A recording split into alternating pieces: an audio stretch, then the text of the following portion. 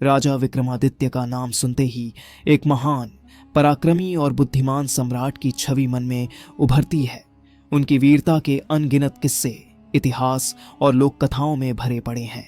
लेकिन जो घटना मैं आपको बताने जा रहा हूं, वह विक्रमादित्य के जीवन की सबसे खौफनाक और रोमांचक घटनाओं में से एक थी। यह एक ऐसी घटना थी जिसमें उन्होंने न सिर्फ अपनी बुद्धिमानी बल्कि अपनी अद्भुत शारीरिक शक्ति का भी परिचय दिया। एक दिन उज्जैनी के सम्राट विक्रमादित्य अपने सेनापतियों और अंगरक्षकों के साथ शिकार पर निकले। घना जंगल था, हर ओर विशाल वृक्षों की छाया फैली थी और पक्षियों का कलरव वातावरण में गूंज रहा था। विक्रमादित्य को शिकार का बहुत शौक था, लेकिन वे कभी अनावश्यक हिंसा नहीं करते थे। वे केवल वही शिकार करते जो अत्यंत हिंसक होते और ग्रामीणों के लिए खतरा बन चुके होते। उस दिन भी वे एक विशाल हिरण के पीछे घुड़सवारी कर रहे थे। हिरण की फुर्ती देखकर राजा चकित थे। जैसे ही उन्होंने अपने धनुष पर तीर चढ़ाया, हिरण बिजली की गति से कूदकर जंगल के भीतर लुप्त हो गया। विक्रमादित्य के घोड़े ने भी तेजी से उसका पीछा किया, लेकिन हिरण अदृश्य हो चुका था। घोड़े को भगाते भगाते राजा बहुत भीतर आ चुके थे। जब उन्होंने चारों ओर देखा तो पाया कि वे अपने सैनिकों से काफी दूर निकल आए थे। जंगल की घनी झाड़ियों के बीच से गुजरते हुए उन्हें एक शांत झील दिखाई दी। झील के पानी में सूर्य की किरणें चमक रही थीं और वहां का वातावरण एक रहस्यमयी शांति से भरा था। राजा को प्यास लग रही थी, इसलिए उन्होंने अपना धनुष और तीर पास के एक वृक्ष के नीचे रखा और झील के किनारे जाकर हाथों से पानी पीने लगे। लेकिन तभी उन्हें झाड़ियों में किसी चीज की हल्की आहट सुनाई दी। पहले तो उन्होंने ध्यान नहीं दिया, लेकिन जब वह आवाज तेज होने लगी तो वे सतर्क हो गए। विक्रमादित्य धीरे धीरे खड़े हुए और अपनी दृष्टि चारों ओर घुमाई। झाड़ियों के पीछे कुछ था, कुछ बहुत बड़ा। अचानक एक भयंकर गरज गूंज उठी, जिससे पूरा जंगल थर्रा गया।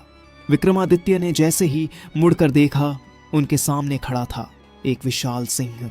उज्जवल सुनहरे बाल, चमचमाते हुए खतरनाक दांत और आंखों में जलती हुई दहकती आग। यह कोई साधारण सिंह नहीं था। इसका शरीर आम सिंहों की तुलना में दोगुना बड़ा था और इसके पंजे किसी तेज तलवार की तरह चमक रहे थे।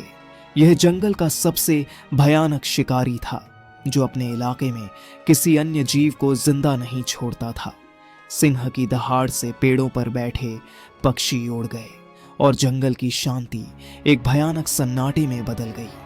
राजा विक्रमादित्य के पास अब धनुष बाण नहीं था। उनके पास सिर्फ एक कटार थी जो उनकी कमर से बंधी थी। सिंह धीरे धीरे उनकी ओर बढ़ रहा था।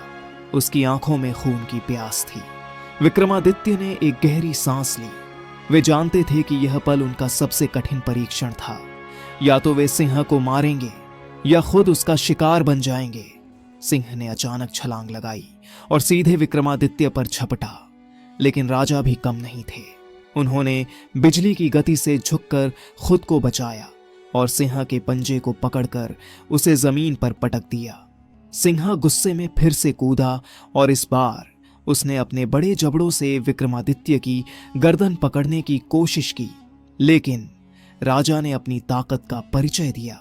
उन्होंने दोनों हाथों से सिंह के जबड़े पकड़ लिए, एक हाथ से ऊपरी जबड़ा और दूसरे हाथ से निचला जबड़ा।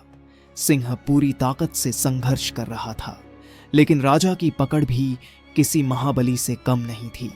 विक्रमादित्य ने एक जोरदार हुंकार भरी और अपनी पूरी शक्ति लगाकर सिंह के जबड़ों को खींचना शुरू किया। सिंह गुस्से में गुर्रा रहा था। उसकी आंखें लाल हो चुकी थीं और उसकी पूंछ जमीन पर जोर जोर से पटक रही थी, लेकिन विक्रमादित्य का संकल्प अडिग था।